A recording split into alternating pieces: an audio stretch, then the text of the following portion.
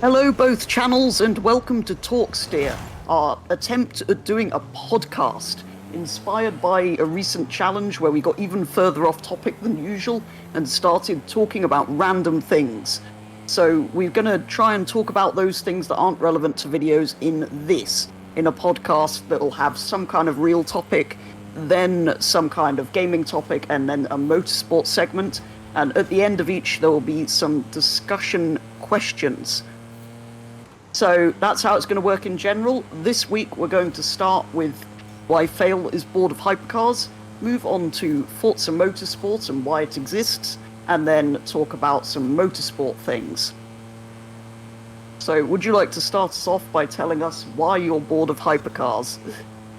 Yes, but I'd also like to start us off by reminding the viewers that we are very thankful for them tuning in, and if they have any feedback, we'd love to hear it, considering this is our first ever attempt at this.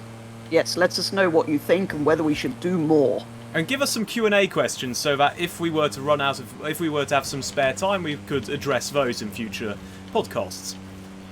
So, our first topic, as announced by Petrol, is I'm bored of hypercars.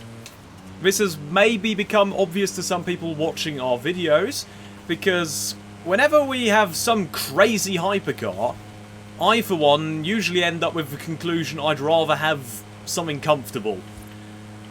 Well, they are all a bit too fast to be enjoyable to drive, even on Forza, so... Exactly. And they're all the same, if that makes sense. They are very similar. Yeah, they all seem to be V12, all-wheel drive, and if you're lucky, you have a hybrid.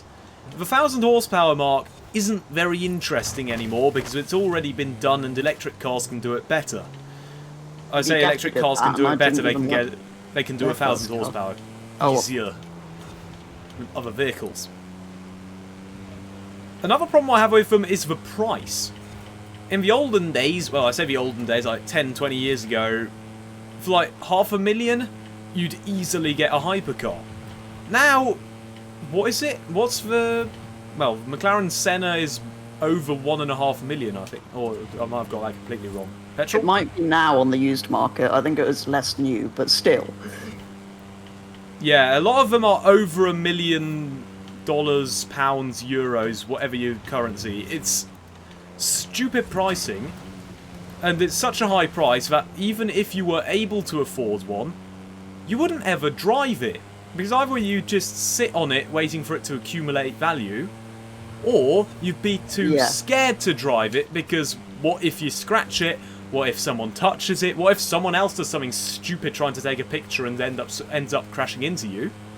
And mileage has lowered the value, even if it, well, at least stop it increasing. Yeah. And they're kind of only, or a lot of them are bought as investments. I know that's less true now than a few years ago, probably, but... I argue that it would actually be more so. Or at least it's more heard of. Yeah, it's more... But they're less limited numbers than they were, so I'm not sure how much longer that's actually going to work. And speaking of the £1 million, $1 million, whatever, for that money, I personally would much rather take a sports car that you can actually use on the road, like a Lotus Emira, which I'm particularly fond of, but also buy a nice house, or something like that. You could have the whole garage of cars. You could have a daily driver, a sports car, a classic, and an off-road vehicle.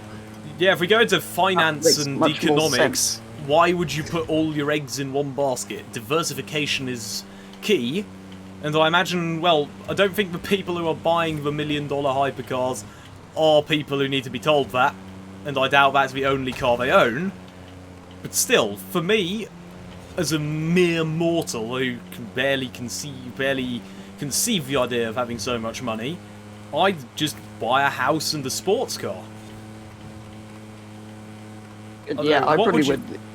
The only exception to that is I'd quite like the Aston Martin Valkyrie, mostly because of its engine. I don't want to hear about the Aston drive. Martin Valkyrie because of the WEC and what all of those implications that come with the Aston Valkyrie. But anyway.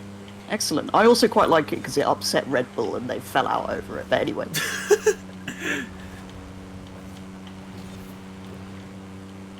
Another problem I have with hypercars is the focus on speed rather than design and comfort. I mean, sure, it's all well and good that you're able to do 200 in a hypercar, but no one will ever do it. They'd much rather be doing 30 or 50 or whatever motorway speeds are. Yeah, I feel like the chasing just of have speed a records. have a more comfortable seat and They should have some just better given up on speakers. chasing speed records in the 90s, because by the time 200 was hit, like, what else? What now other point it- is there? it's Now it's 300. 300, but it's just stupid. It's much more interesting if you want to build something that goes fast. Build a track car. And the problem that we have now is that people are building track cars that are also hypercars, or hypercars that are only track cars, which I honestly prefer to the road-going hypercars. But there's also not that much innovation in the whole space, in my opinion. Because if you look at Lamborghini, for example, how old the Reventon is basically what the Aventador was made out of, so to speak. Yes. And how old's that? That's like 2008 or something. Yeah, It's- and we're still seeing new iterations. Actually, no, we're not. But we still, until recently, were seeing new iterations of the Aventador. So, Yeah. what's up with that? Also, Pagani, beautiful cars. Utopia, they just made this. It just looks like a reworked Huayra. it I'm just looks sure horrible. yeah, it looks like a slightly less well done. Looks like I'll be wire has honest. been sort of cubed. You know the Zagato Aston Martins that we like Ah, to yes, say the one looks that they- stupid? Yes. It looks like if they did a Huayra. Whilst we're on the topic of new hypercars and that we hate, can I complain particularly about the horrible SF90XX and why I hate it? Sure, I didn't even know there was one, but go for For it. starters, it's just not an XX because it's road legal, and the whole point of those is Ferrari take them to a track for you to race, which is stupid. But anyway, so- Rumours about the 499p being adapted, maybe. So, and being their next XX car, but that I mean, that would obviously be doesn't great, work but- anymore. If but I don't know that's what- why they keep doing this with their names. Just keep your names for what they're supposed to be. That's just a trend generally that I hate. But Ferrari anyway, doesn't have very good names in the first place. I mean, what's a LaFerrari? Because surely the The current Ferrari, cars the are Ferrari. faster than it and better than it. In which And- case, and they the would be XX the Ferrari. The XX also has a fixed wing, which no Ferrari road car is supposed to ever have, Did the according to F40 Enzo. not have a fixed wing? I suppose so. F40 and F50 arguably, but they're like integrated. They're not like stuck on. What's the difference between integrated and stuck on? It's like part of the bodywork. And I don't know. I don't know why I care, because I don't like Enzo Ferrari and I don't really care what he thinks. But especially considering he's dead. But anyway, Wow! I why I think hate Ferrari is a whole nother topic. We'll get onto this another day. And Bugatti, thinking of that. But sure! I think with that, we should go move on to our discussion questions. Our discussion Yes. questions being, what I think that's quite hypercar enough would you ranting. buy, and what is too expensive to daily drive? Starting with, what hypercar would you buy? Let's start with modern hypercars. ooh, well, the Valkyrie, I guess. Sure. Either that AMR Pro or normal? No, the road one. Right. I'd have a Pagani Huayra BC Roadster. That thing is just beautiful. What about hypercars over all time? Or from all time? I would have something from the early 2000s, like maybe an early Koenigsegg CC8 or something, or an early Zonda. I honestly, since the first time I saw the Centenario on Forza Horizon 3's, in Forza Horizon 3's trailer, I absolutely loved that car. I'd have one of them. Isn't that also just a Well, that's Modified just a modified Aventador. Aventador. which is a modified Reventon? Well, technically, the So- Reventon was a modified thingy, Murcielago, but then the Well, the Aventador was inspired by its looks. But anyway, they're all the same car with the same engine. Going back to the Alpine Miura. A480 hypercar is actually a Rebellion R13 from 2015 or whatever the discussion was. It's all the same. Welcome to the car industry. The other question was, what is too expensive to realistically daily drive? I'm gonna go with the $250,000. What's an Because NSX? then that's worrying. I don't actually know. Is it 200 and something? I thought it was. I thought it was like 150 or something. It's not. Yeah. It's quite reasonable, so to speak. For its hybridness and performance, yes. If I could have any sub 200 grand car in the world right now, I'd have an NSX. So I think I'd have to say probably 200,000. Although there's a lot of like. Now we've got the Rolls-Royce SUV and those sort of vehicles which are arguably daily drivable. I don't know what the price range of them are. I don't think many of them go over 250, apart from like the Rolls-Royce and the Purosangue maybe. So so is that where we put it? 250? I think it's just ever increasing, basically, isn't it? Yeah, because of inflation. Ordinary and some cars such and things. getting, yeah, and richness of people.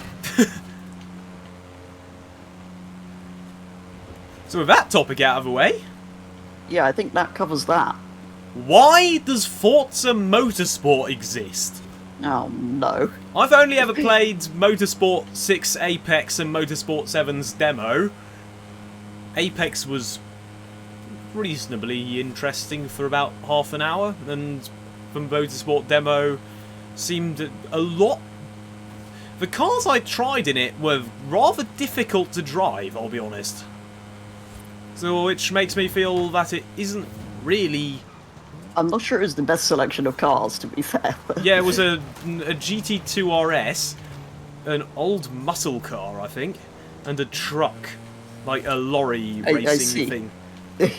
And the impression I got was, this seems not like something I'd want to play on a controller, and not like something I want to play on a steering wheel either. No, you definitely don't want to play it on the steering wheel. I've tried that long, long ago. Yeah, you're the more experienced of the two of us, so do you want to tell me So I actually why does it exist? Have owned. I do own them from something onwards, 5, 6, and 7, and then the new one when it comes out. Ooh! I think basically it's Have you pre-ordered? not yet. I think basically it's the biggest track racing game on console to appeal to the masses. What about GT7? Or well, any That GT depends game? if you're a PlayStation or Xbox person, I suppose. I don't know, I'm an Xbox person, I suppose, even though I play on PC, Yeah, but so if you were to GT, be, Gran Turismo an appeals to me Xbox- more than Forza well, it is Motorsport. just more interesting. But partly because its creator is slightly insane, which is absolutely brilliant. Whereas Motorsport is more of a profitable thing for Microsoft rather than somebody's project because they love it. But anyway, I see. that's a Gran Turismo versus Forza. The problem I see with track racers is if they're not simulation based, why don't Forza just sell them as expansions to Horizon? If it's not a That's less separate money, sim and that racing... existed first, so Yes, but nowadays, if I were suppose Forza... now, yes. If I were Forza, quite frankly, considering games are... The Forza Horizon 5 is 180 gigabytes. At that point, why not just sell expansions? would be From quite what good. I can see, from what I can tell at least, I'm an untrained eye, Horizon 5 isn't that much different from Horizon 4. So why don't they just take Not really, Horizon it's 5... reskinned. And then, well, exactly. So why don't they just sell new maps? Well, we'll have to wait and see, because supposedly the new game is built from the ground up and will have a different physics engine and This is Motorsport you're talking stuff. about. Yeah, so in theory, they're developing something that is more simulation than previously, but is still playable for everybody. But we I don't really know yet. honestly doubt it, because And to be playable honest, yes. for everybody and simulation don't yeah, it doesn't go really together. work, does it? Because it needs to be playable on the controller. Yes. But to be fair, there are people who play Assetto Corsa Competizione on the controller, but they're just mad lads. yeah, I've tried. Well, I've tried the old Assetto Corsa on a controller. It's not fun. And that brings me to the next subject. Why Forza Motorsport? If it's just cars and tracks, get Assetto Corsa, which you can mod, or get R-Factor, which you can buy millions of... Actually, don't get R-Factor necessarily. I suppose so, but I think the idea is that it's stable, allegedly. more accessible to everyone, so people can play all of these tracks on a controller in their living room. Yeah, but it's accessible to everyone at low cost of £99 if you actually want a good version. Yeah, but that's kind of just all games at this point. Yeah, but Forza in particular, especially Horizon, which first charge you for the Ultimate Edition, and then charge you even more if you want an Amira and a Pagani. Which I do. Why did you pay them? There's also a debate. £3.99. It's still money they shouldn't have been given until they fix the game. But it's many years later. Don't pay people who don't fix their games, or they will never fix their games. Anyway, this is a discussion for a different day. They fixed some of it. Oh. Yes. Well, I think that's kind of our opinions on that. Ah! I've ended up in a tree. Our discussion question on the subject is, would you buy it? That. Which yes, you have answered. I won't be buying it. Unless it gets massively reduced. New extension to the Doge Racing series on there. Oh! Not giving up the Horizon one, of course, for anybody that's a fan of that. We'll explain more about what that is later if anyone doesn't know. What, the Doge Racing series? Yes. I think it would be easier to just explain that it's a race that we do every Saturday evening, and the video footage of which is broadcast the day after on my end and on Monday on Petrol's end. Yes. If you like racing, watch out for that. Speaking of racing, I think it's time for our Motorsport Minute. In theory, we're going to give ourselves a minute. Actually, we do have our timer. We do theoretically have timers up on our screens. So, Petrol, you have 1 minute starting now to talk about the F1. Excellent. Can I wind back to Austria before we talk about this week? Yes, you can. There was many chaoses with track limit penalties applied to literally everybody. I think it was 1,000 incidents over the entire weekend. Yes, and they all seemed quite random, apart from somehow Red Bull seemed to get less at their home track, which... Perez got disqualified from qualifying! Yeah, but that's qualifying. Who cares about qualifying? What? But, okay, well, they seemed random. They didn't seem to be after a certain number of incidents. They seem to just go, I want to give it to that car. Oh, right, I'm running out of time. Anyway, yes. But the main concern, aside from the penalties, which I'm already cross about, is why did they decide about them after the race? Okay, that is stupid. The FIA really needs to stop They doing do this that. a lot, because you'd switch it off, you think you know what's happened, and then... Yeah, it was quite amusing on the next morning to wake up, open my phone and see, oh, 8 people in the top 10 have been given a penalty, or was it 7? What incident can possibly take more than 5 minutes to analyse? Especially if it's track limits, which have a... Oh, we've already gone way over a minute. Who cares? I think we're going to give up on that concept. The Motorsport many minutes. Maybe I should get a 5-second penalty for going over it. Yeah, sure. Anyway, yes, that's essentially it. I've got a better idea. What's your better idea? Just give a 1-second penalty every time somebody goes beyond the white lines, and serve them at the pit stops. Yeah, but you can imagine at the end of the race, it'll just be a big list of people who are pushed back by a second or two. Well, then they can be banned forever, and then we won't have the problem again. What? Yeah. The other problem I have with this is just with the F1's graphics. Why doesn't it tell you who's still got an outstanding penalty? The graphics don't show you. You actually need to have a pen of paper that you need to write down. I thought they did as well, or maybe that was just... Maybe that was motorbike racing which had that. Anyway, we've spent many minutes talking about a race that wasn't even this week, so we don't have any time to talk about Silverstone. Some things happened. At least there weren't many penalties. Though somehow people managed to get black and white flags for track limits around Silverstone. There was some quite good battles. And Ferrari got shouted at by Sainz like they did last year. I see. Well, you hear because it was on the radio. I'd like to shout at Ferrari. Oh yeah, this is another thing. In the qualifying for Silverstone, Valtteri Bottas was clearly not going to be able to participate in qualify in Q2, meaning that he'd get a P15 anyway. Why, in the case that a car is broken down and won't be able to partake, doesn't the car in 16th position get to take part in Q2? That's actually a very good question. Why don't they do that? Anyone has an answer? Give it to us. Sure. Yes. Would you also like to see that?